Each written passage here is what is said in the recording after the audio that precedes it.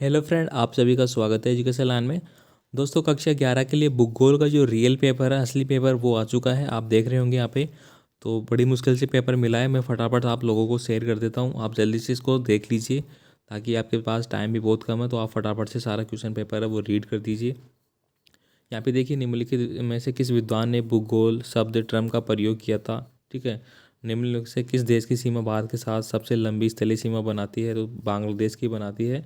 निम्नलिखित में से कौन सी भूगर्भ की जानकारी का प्रत्यक्ष साधन है।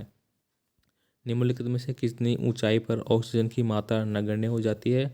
निम्नलिखित में से कौन सी नदी भ्रंश घाटी में बहती है।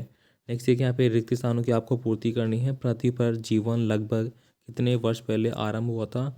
विश्व विषयकालिक संश्लेषण करता है। सेल प्राथमिक सेल कौन, यानी कि कौन सा सेल प्राथमिक सेल होता है। चंदन के वन किस तरह के वन के उदाहरण है। किस भूकंपीय तरंगे सबसे ज़्यादा विनाशकारी होती है।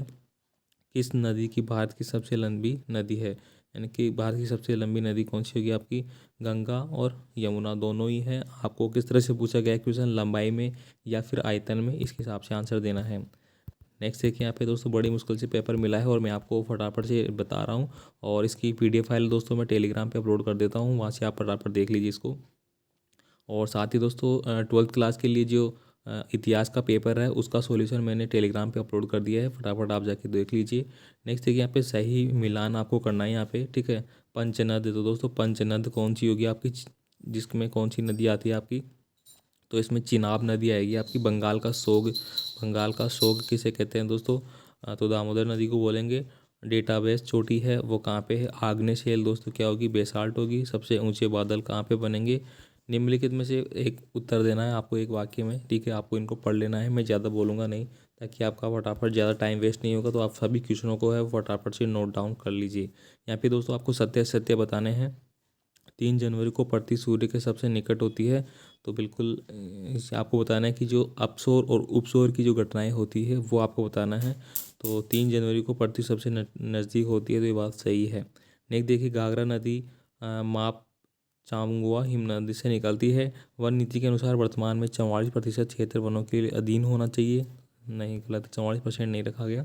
कर्क रेखा भारत को 2 भागों में विभाजित करती है। सही है। स्वर्ण और चांदी अत्यधिक खनिज के उदाहरण है। फिर देखिए अगला है, भारत की तटीय लंबी तटरेखा के क्या प्रभाव है। पश्चिमी तटीय मैदान पर कोई डेल्टा क्यों नहीं है। साइबेरिया के मैदान में वार्षिक तापांतर सर्वाधिक क्यों होता है। वायुमंडल से क्या आप क्या समझते हैं, सेल से आप क्या समझते हैं। तो दोस्तों सारे क्वेश्चनों को आप फटाफट देख लीजिए। यहाँ पे मैं जल्दी से आपको शेयर कर रहा हूँ सारा क्वेश्चन पेपर, ताकि आपके पास टाइम बहुत कम है। तो आप लोग इनको फटाफट देख लिया, आपने अगर पढ़ रखा है तो बहुत अच्छी बात है। नेक्स्ट देखिए, यहाँ पे टेक्नो भाई ने ये भेजा है, तो इनके लिए बहुत बहुत धन्यवाद। भूकंप के कोई 2 प्रकारों को आपको समझाने हैं, वर्णन करना है इनका। सापेक्ष आर्द्रता की व्याख्या करनी है आपको। ओस किसे कहते हैं। ठीक है। वायुमंडल के संगठन की व्याख्या कीजिए। बादल कैसे बनते हैं, बादलों का वर्गीकरण कीजिए। तो सारा पेपर आपको दिख रहा होगा। ठीक है। बिग बैंग थ्योरी का सिद्धांत है उसको बताइए। वन संरक्षण नीति को बताइए।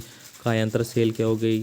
ठीक है। भारत के मानचित्र में आपको कर्क रेखा, नर्मदा नदी, दिल्ली, बंगाल की खाड़ी और थार का मरुस्थल है, उनको यहाँ पे बताना है। या फिर आप यहाँ पे इनको भी बता सकते हैं, नीचे वाले पॉइंट को। ठीक है। तो ये दोस्तों पूरा पेपर मैंने आपको बता दिया। तो उम्मीद करता हूँ आपको वीडियो अच्छा लगा हो, तो ज़्यादा से ज़्यादा शेयर कर दीजिए फटाफट, टाइम बहुत कम है। और फटाफट से जल्दी से इसको देख लीजिए। धन्यवाद।